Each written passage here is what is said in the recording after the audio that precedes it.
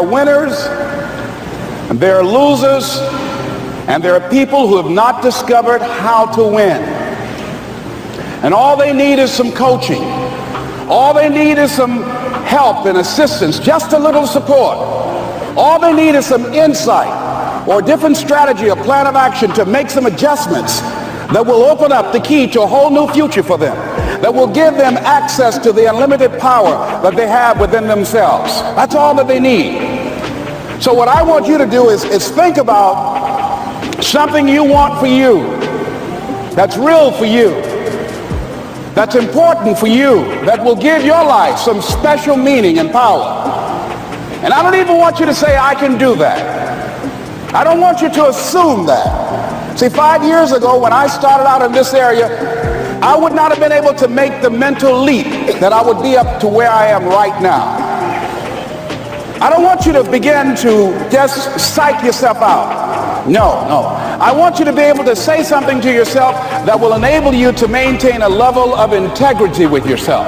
That when you say this, even when you face tremendous setbacks, it will be a benchmark to keep you in the game, to keep you moving forward and experimenting and readjusting your strategy and your plan of action, continuously looking for ways to win. So what is that something? When you got an idea you want to move on, you might not have the money, you might not have the education, you might not have the support or the resources you need.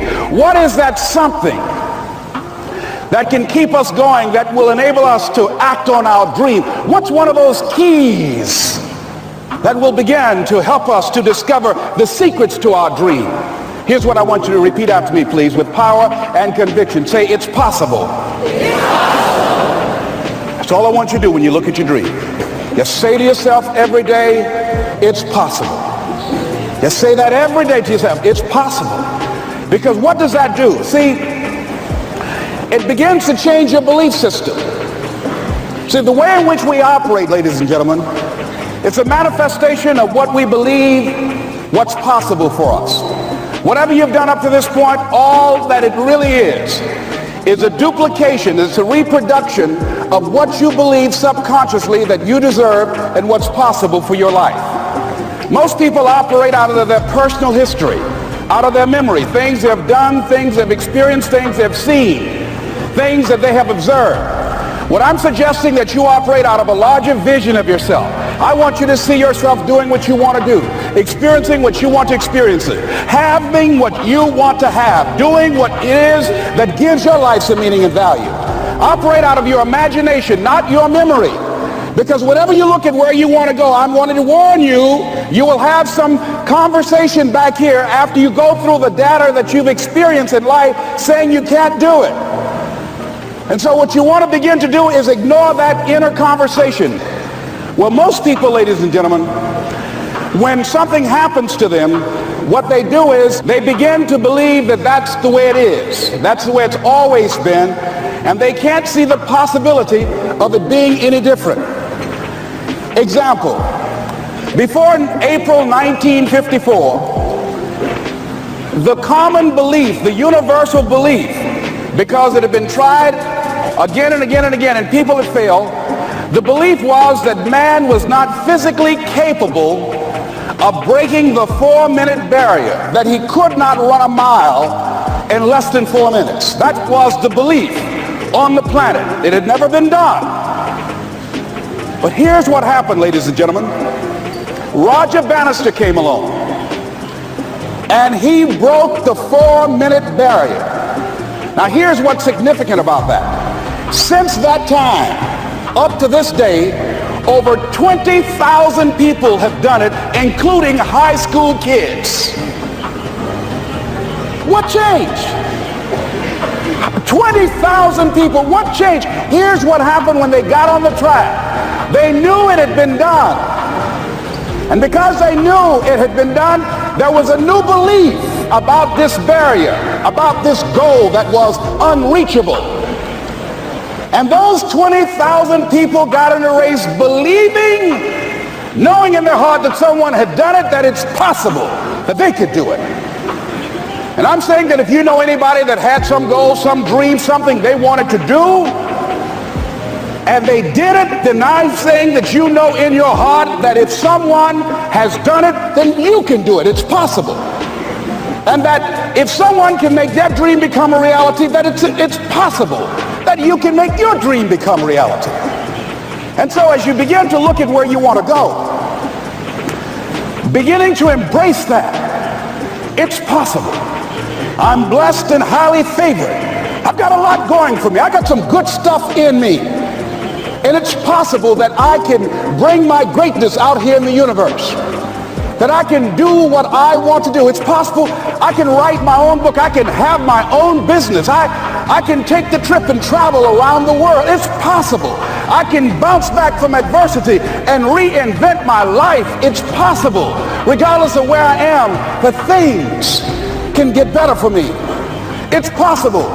I'm thinking about two men right here in Chicago who are fairly successful, similar background, educated. They worked for a corporation for many years, and they were among many people that were laid off. Two guys who were very good friends. One went out looking for a job for several weeks along with the other one, and they faced disappointment and rejection again and again and again. They couldn't find any work, which is the story of many people across this country. One guy stopped. He became discouraged. He stopped going.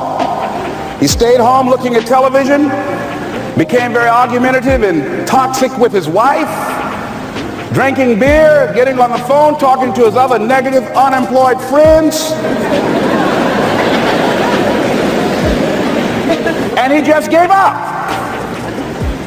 The other guy kept looking for a job everywhere he could go. Every time he could get an opportunity, kept asking people, networking, checking the newspapers every day. Kept going everywhere he could, trying to find a job. You have too much education. You're overqualified. You won't be here long enough. He kept going. He kept going. He went to a place and said, look here, I tell you what, if you can't hire me, and I know you can use my talents, abilities, and skills, I don't want to sit home and do nothing. Just let me do some volunteer work. You don't have to give me anything, all right? I just want to work. I want to be busy. Guy said, okay, it's on you now, but don't expect me to give you anything. It's okay. This guy came in and worked. He was the first one there. The last one to leave was the best employee there. About 4 weeks later, one of the top managers quit. They were looking for a replacement. Guess who they selected? This other guy. This guy who was volunteering his time. He got the job. What was the difference between the two men? Eyesight and mindsight. Eyesight is judging on what you see. Judging according to appearances. But mindsight is how you interpret what you see. One guy said, it's not possible, it's over, I'm finished. I can't do it. I can't make it. He surrendered. I've faced rejection again and again. I'm not going anymore. There are no jobs out there. But this other guy, he felt that in spite of the no's and rejections, in spite of how bad the economy is, in spite of what the newspapers are saying, that it's possible that somebody somewhere will give me a job. He just kept going, thinking it was possible. And guess what, ladies and gentlemen? That's what we have to do with our dreams. Because things happen to you in life that you can never, ever anticipate. And many times when those things happen, you want to give up. I remember when I was in broadcasting, when I was a disc jockey, I became very controversial, not only being a disc jockey, but I felt that radio was something that you not only entertain people with, but you also empower them, you educate them. And I got fired. I didn't just leave, they fired me. That was a shock. I said, wait a minute. They took my microphone. I thought that was who I was. No, ladies and gentlemen, it wasn't. I had to do something else. And I didn't know what else I could do. See, here's what I'm looking at. What are the uses for your life right now that you haven't even reached for yet? See, I believe that when you don't have enough encouragement to act on your dreams or ideas, or you're not enlightened enough, that life will act on you. See, life had moved on me and said, Les Brown, you have outgrown this. It's time for you to do something else. Well, I wasn't enlightened enough.